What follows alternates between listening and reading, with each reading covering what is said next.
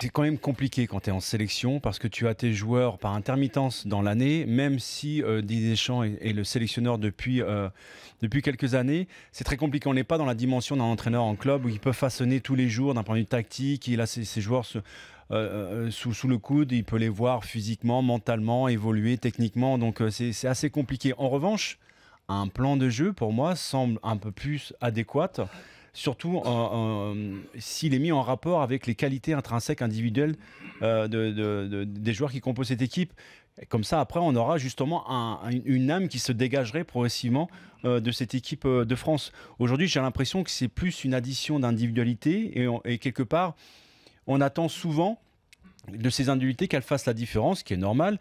Parce qu'on a du mal à établir un style aujourd'hui. Ouais, aujourd'hui, on a du mal à sortir une idée directrice. Alors, les stats et les résultats parlent pour Didier Deschamps. Malgré tout, je dirais que vu le talent, le potentiel qu'ont les joueurs et les options, je n'ai jamais vu une génération aussi riche, aussi talentueuse en équipe de France. Quelque part, on devrait en bénéficier, on devrait pouvoir en tirer la quintessence de ce groupe-là.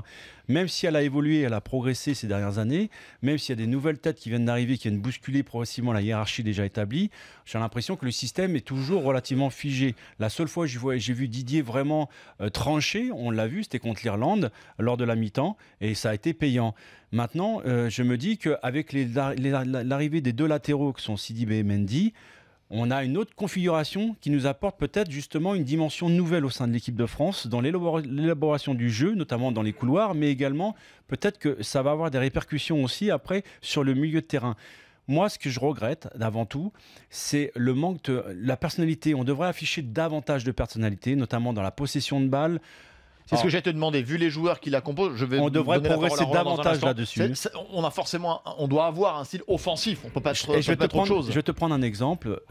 Possession de balle et la récente défaite offensif contre l'Espagne, et sans manquer de respect aux Espagnols, on est loin quand même de l'Espagne, il y a quelques années, qui dominait le monde entier en imposant son style de jeu, sa façon de faire, dans sa position de balle, dans son pressing, dans sa technicité.